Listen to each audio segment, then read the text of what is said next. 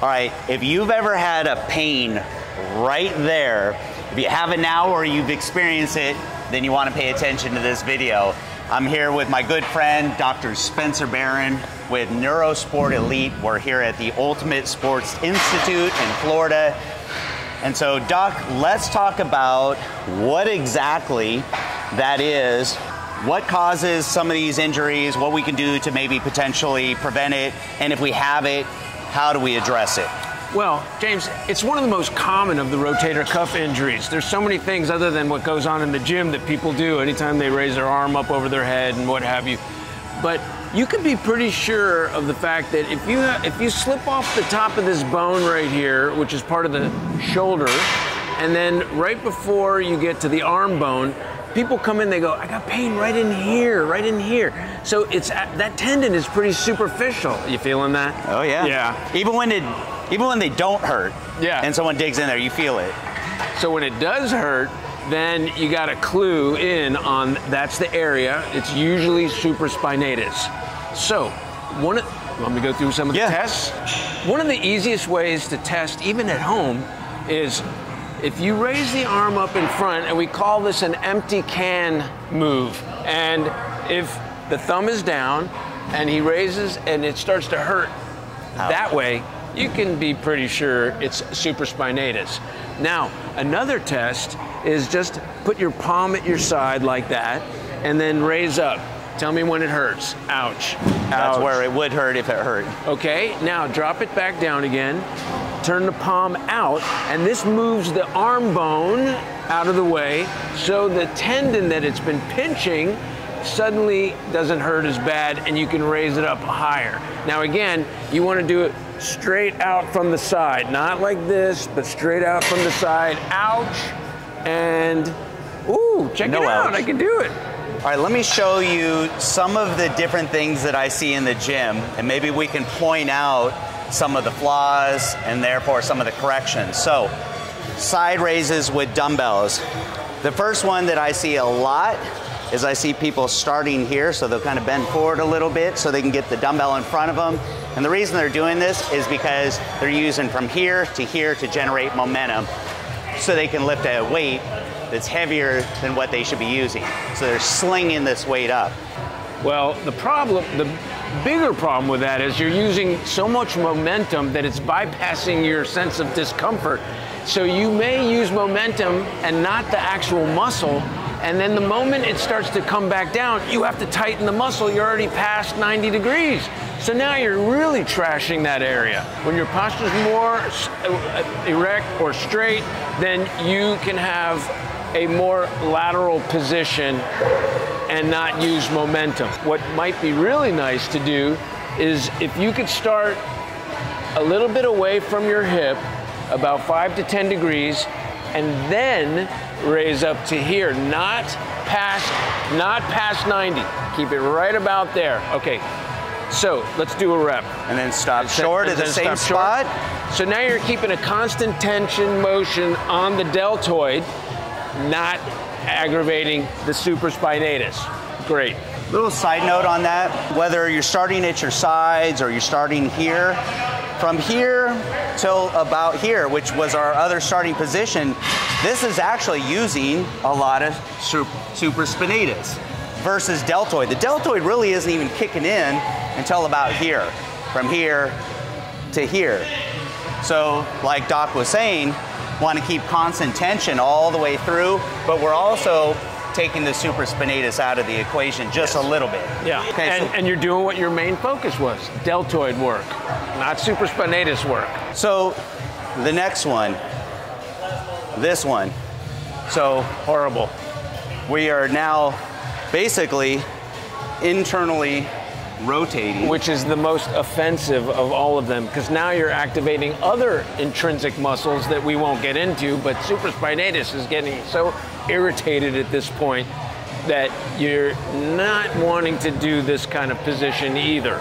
Do you feel that either internally rotating our humerus or externally rotating, that potentially closes off that small space between our humerus and our acromion? Yes. So if you think of it this way, what James is really putting across to you is that you have this shoulder bone. He's more technical about his words than I am. It's the acromion, which is part of the shoulder bone. It comes out like a ledge. And then you have the arm bone. James calls it a humerus, which I do too, but we'll keep it simple. The arm bone is like this. And it actually has a bump that we all have that all these other muscles attach to. And what happens is when you raise your arm up, go ahead and raise your arm up, and that tendon, boom, gets pinched off like that, come down, and when you rotate the arm out, now look what happens. You got, all of a sudden you have more room. When you do the opposite, you're going smack right into the acromion, and that tendon's about the size of my finger, and you are absolutely, you keep pinching it off, pinching it off. Guess what else happens? It swells up.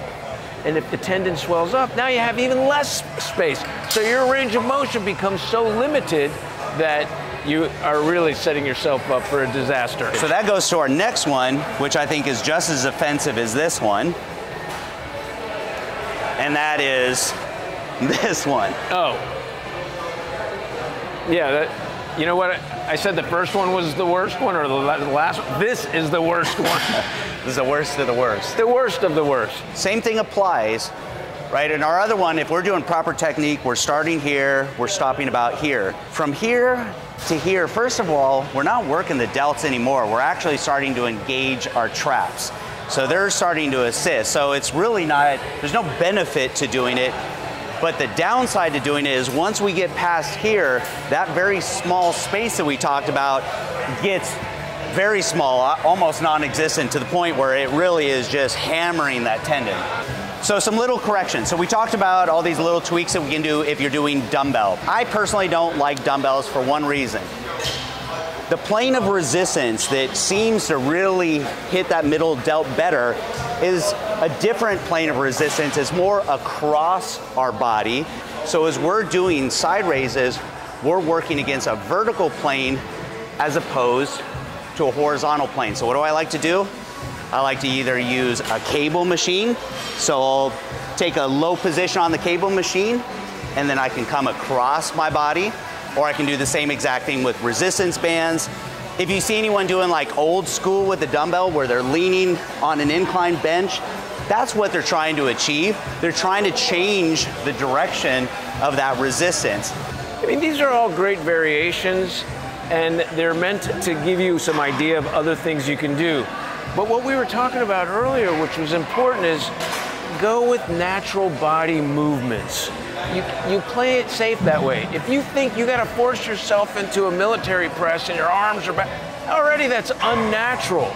Maybe a little bit forward could save that supraspinatus tendon, because that's more of a natural movement. Or even some people might need it to train shoulders this way.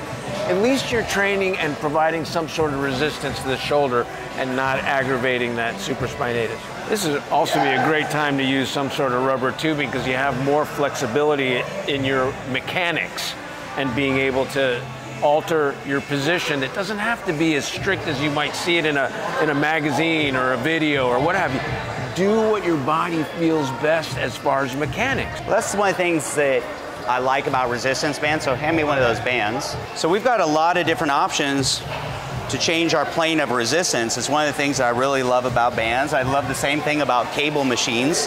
And that's all a cable machine does, is it redirects the plane of resistance from vertical to any angle. Well, we can do the same thing with bands. So I could come over here, step through this band, anchor it out here.